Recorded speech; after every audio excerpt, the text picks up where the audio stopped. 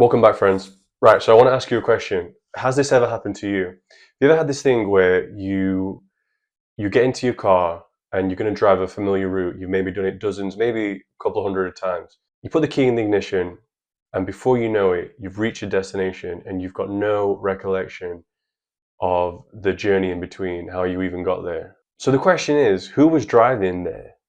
Right? It wasn't you. You weren't conscious of the journey, right? It was only when you kind of woke up and got at your destination that you kind of resumed control there. So who was driving? That's not just a weird little quirk of the mind. It's a bit of a clue that points to something deeper, something that has been running your life without you even realizing it. And in this video, I want to show you exactly what that is, how it's shaping your experiences, and most importantly, how you can regain control and start to build the life that you actually want and not allow something else to take control. Here's a little experiment, and I would invite you to really do this after the video is done, or maybe pause the video now and go and do it.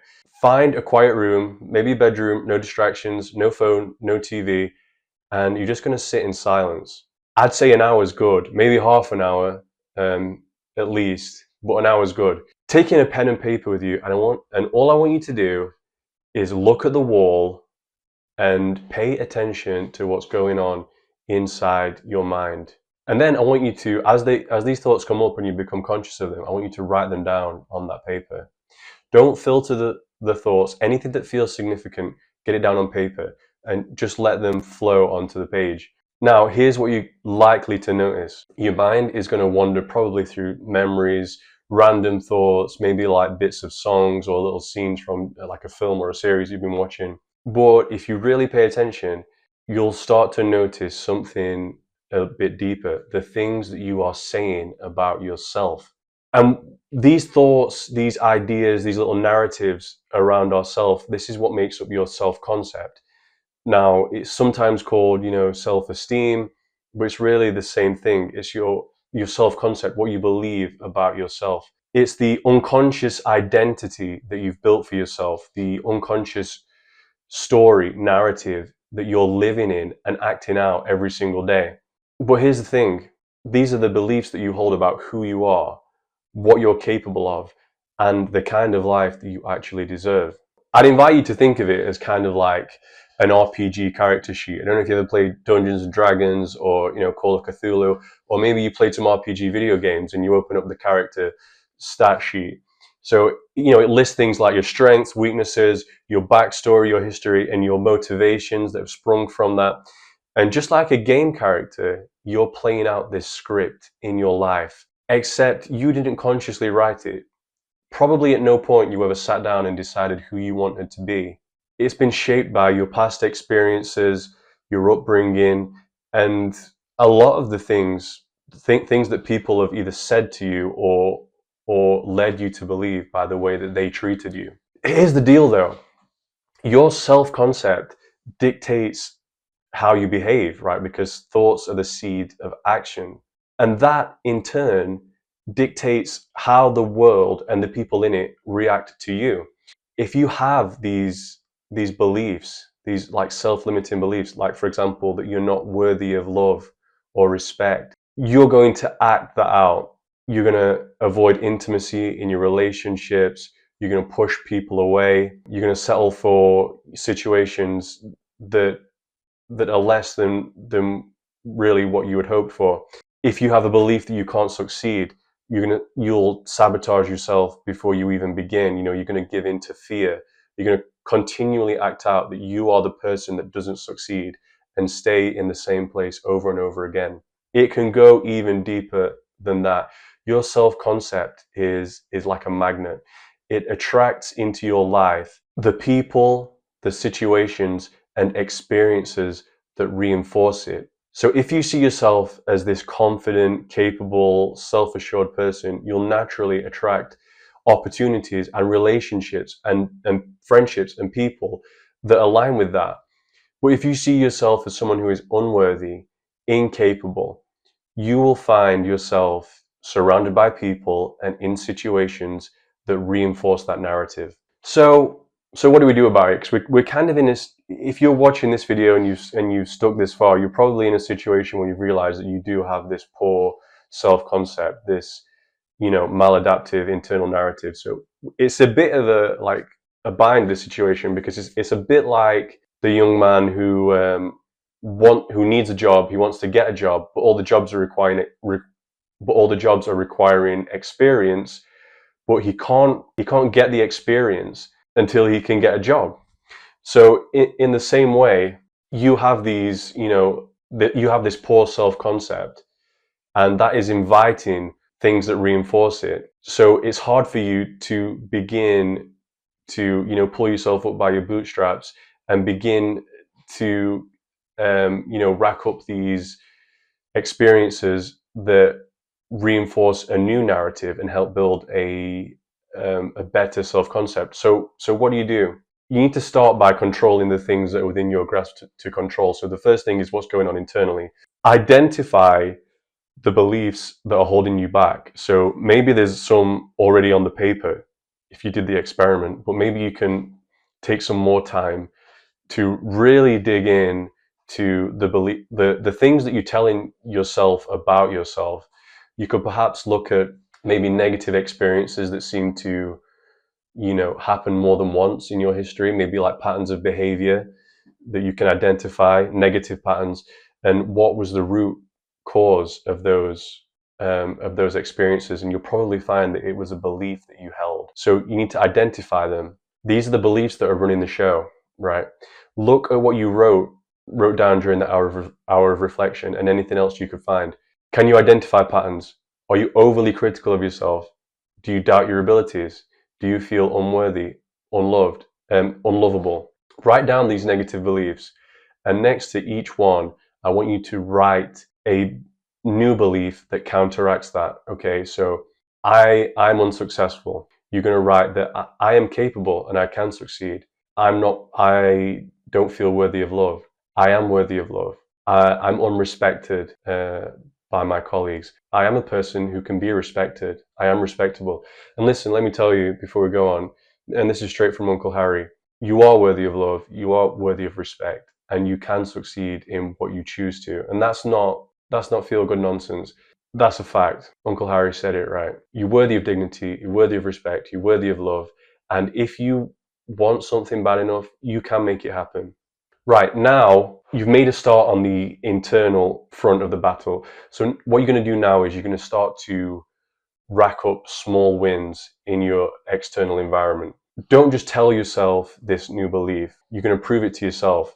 If you've always believed that you're, let's say, bad at making friends, make an effort to just start more conversations, maybe with people at work, maybe people in the supermarket while you're out shopping. Anyone, just like, start little conversations. It doesn't have to go anywhere. It can just be like a little friendly interaction. People are more receptive to this than you think. People enjoy, just like a little bit of conversation. And what that's going to do is it's going to reinforce to you that you can connect with people. You can form friendships. Something else that you can do, you can begin immediately, is beginning to treat yourself as if you are worthy of the respect and the love and the care that you know that you are. So that's going to look like taking care of your body, working out, starting a workout routine. A workout routine is great because completing the workout is in itself a win. So you've got a win there. You set a goal and you completed it. It's going to act as an antidepressant. Like, we know that now. Exercise is as effective as antidepressants. So it's going to take care of that internal chatter. For one, it's going to slow it down. You're going to feel good physically. You're going to get those endorphins. If you stay consistent, you're going to continue to rack up those wins. You're going to notice your body change, get stronger, get leaner, look better. And you're going to see that reflected in the way people treat you. Other men are going to treat you with a bit more respect. You might find that you get a little extra look from Jenny at the office, when you start to fill out that shirt. That's going to make you feel good, and it's going to feed in to that self-concept. Other things. It's a bit like I've said before, where you step out of your subjective experience and look at it objectively. What would I do if I were a person I were taking care of?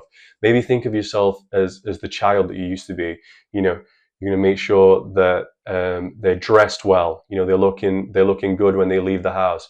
You're going to make sure that they take care of personal hygiene. You know, like personal hygiene, that's one of the first things that slips when someone's in a bad spot. You know, brushing your teeth, making sure you're washing regularly, making sure, you know, like your clothes are laundered and smelling good, making sure you're smelling good, you know, little things like that. You're going to do these things for yourself because you're somebody worthy of love and care. Once you start to rack up these small wins, they're going to snowball, right? They're going to ripple out into bigger and bigger wins. So because you're gonna develop this magnetic personality. Like, this is a guy who respects himself.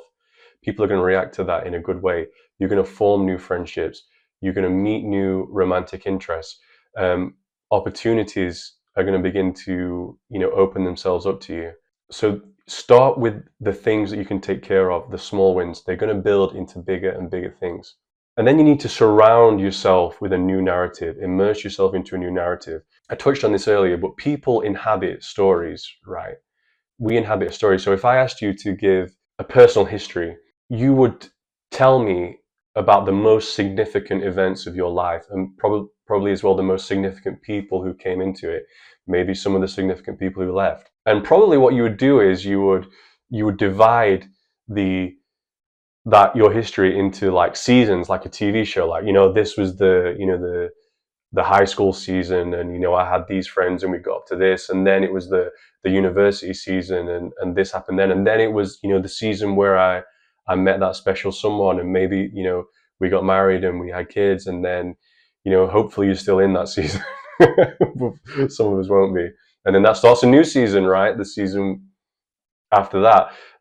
So my point being is that you inhabit these stories, and just like the way that you've conceptualized your past as a story, your future is going to be part of the story as well. If you don't get a handle on this self-concept, you're going to continue these negative patterns that you've been stuck in. But it doesn't have to be that way, because you're the director of this movie, right? And that means you've got hiring and firing power over the writers. So if you don't like what the writers are doing, get rid of them, get new writers in. Make sure that the story you're inhabiting isn't going to be a tragedy, okay? Make it a hero's journey. And that starts with you changing your beliefs about yourself, what you're capable of, what you're worthy of. And when you do that, the story is going to unfold in a favorable way for you. So think about the people that you're spending time with as well, the content that you're consuming, the kind of conversations that you engage in. Do you tend to engage in a lot of complaining, a lot of negative talk? You know, all of it reinforces a certain story about yourself. You want to surround yourself with people and ideas that reflect the version of you that you want to become. So here's the thing that I want you to take away from this. Your self-concept is either working for you or against you, and you are the only one who can do anything about it. You're the only one who can fire the writers and put new ones in. The moment that you stabilize and build a strong, positive self-concept, the world is going to shift to match it. The people that you attract, the opportunities, the relationships that come your way, just the way that life unfolds, the way that story is going to unfold in your future, it all starts aligning with the story, the new story that you're beginning to write. So I would really invite you to consider taking that hour, sit in silence, write down your self-concept, and then start to rewrite it. Fire those writers, hire new ones. So I hope this video helped. I hope it found you a good time. And look, drop a comment below. What's one belief that you're going to let go of today? I want to hear from you, and I want to hear what you're going to replace it with. I want to hear about how your story is going to unfold. I'll see you in the next one. Thanks for watching, lads.